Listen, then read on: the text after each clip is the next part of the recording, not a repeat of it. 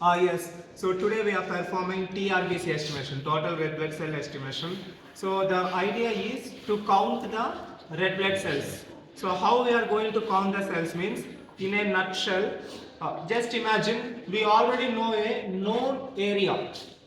We already know a known value of an area. For example, I know the area of this room.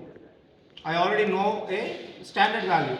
This room can have 100 students. The capacity of this room is 100 students. Okay. So now what I am going to do is, in order to know how many students are there in this classroom, I will randomly send some students to the classroom, okay, and I will tell them to evenly distribute in the room. I said clearly to evenly distribute in the room, okay. So they are not randomly distributed, they evenly distributed, okay. Now what I will do, I will take a small portion of this room and I will count the students in that small area. In that area, if I got 5 students, I can assume 5 into the other area of this room.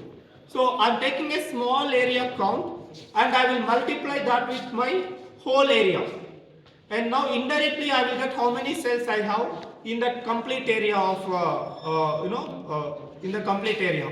Similarly, we are taking one drop of blood and we are guessing the amount of red blood cells in 5 liters of blood actually. Got my point?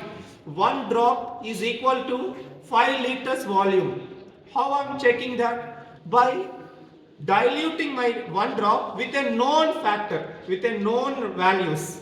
I took one drop of blood and I diluted with a known fluid with a known dilution factor, that is 1:200, and with a known grid, a counting grid. Everything has been standardized. Now I am taking an unknown population. I distributed the population in that area and I was counting how many there in this, how many cells present in that particular area. And that will be the, that will reflect the count in 5 liters. So that is the idea behind TRBC. Now you understood, right, why we are diluting it? We are trying to make a comparison. One drop in this area, this many cells are there. So this might be that, okay, into we are doing into 10,000. That might be 5 million value. Yeah, that is why we are doing dilution. So here we need Hames fluid. So this is Hames fluid. It's a colorless, okay, but keep in mind this is Hames fluid. Then we are going with a macrodilution method. In macrodilution method, we are supposed to take 4 ml of Hames fluid and 20 microliters of blood sample. So I already have 20 microliters pipette here. So this is 20 microliter pipette. Then what I am going to do is, I have taken 2 ml of diluent. Okay, how I took 2 ml means, because of scarcity of some tools, we are using indirect measurements. I took a syringe, okay, and I have taken 2 ml of diluent fluid with a syringe, okay.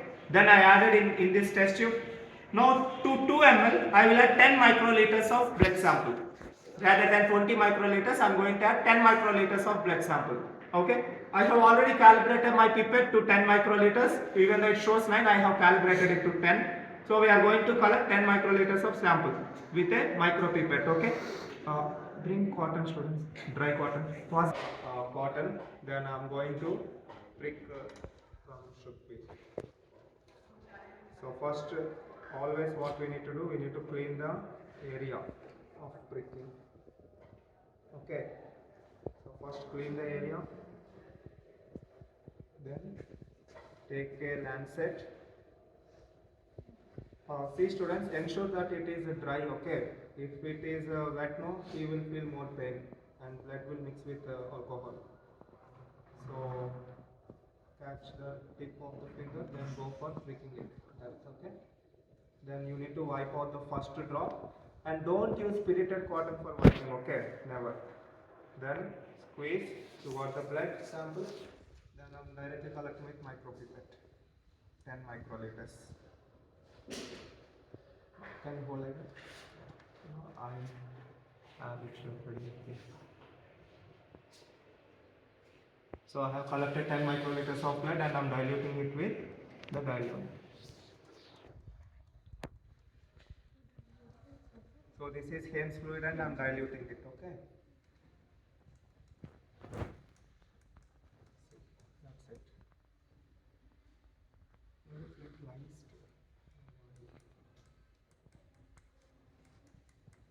Okay, evenly you need to dilute it.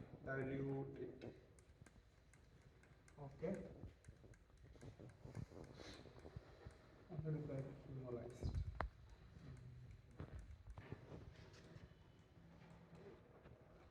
All right. So wait for 2 minutes. Ideally, you need to wait for 2 minutes. Okay. So wait for 2 minutes. Then you need to charge the Newport chamber. So before charging the Newport chamber, what we will do? We will clean the surface. By the way, students, listen. In one Newport chamber, there are two counting grids actually. We thought only one counting grid, right? Actually, there are two counting grids. You can either count this side or you can either count here. There are two counting grids. Yeah, it's a microscopic grid at the center. Okay.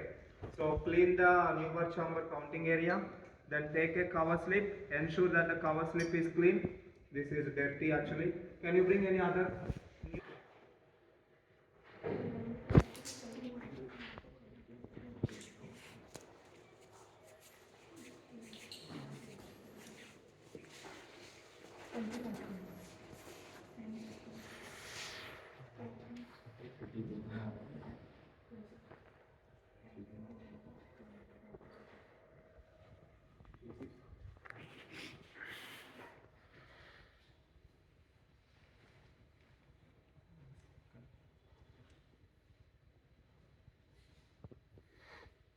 When I'm studying my masters, most of my classmates, they're shy of cleaning things.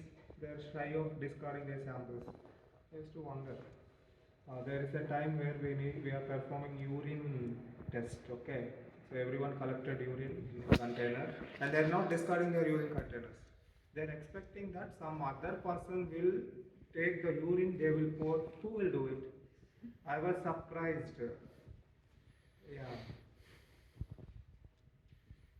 Anyway, there is a sad ending to it. I discarded all the samples. They just left and they went home after exam. Yeah, it's not good. They thought it's not their job. Anyway, so I cleaned the slip. Okay. Is it required that you destroy cover slip? Okay. So I kept cover slip on the Newport chamber. Now you can charge on both the sides. Okay, so this is Newport chamber. Give me one record.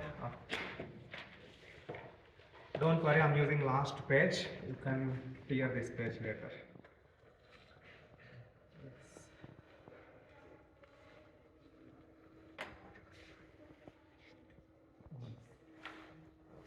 Hold this one somewhere. Hold this. Yeah. Okay.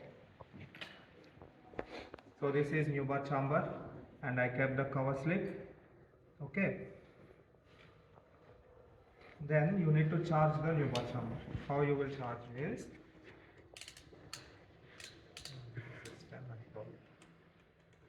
this is water sample. I'm just cleaning the tip. Sir, can I come? Yes. See, now collect the diluted blood sample. Okay. Collect the diluted sample. Then you need to charge from the side. See, when I'm charging, it will automatically spread inside. See, automatically spread it. So you need to spread evenly throughout the chamber like that. And that's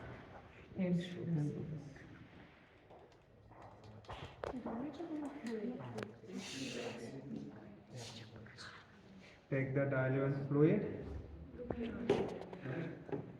Take it from the bottom, okay? Then we will go charging it.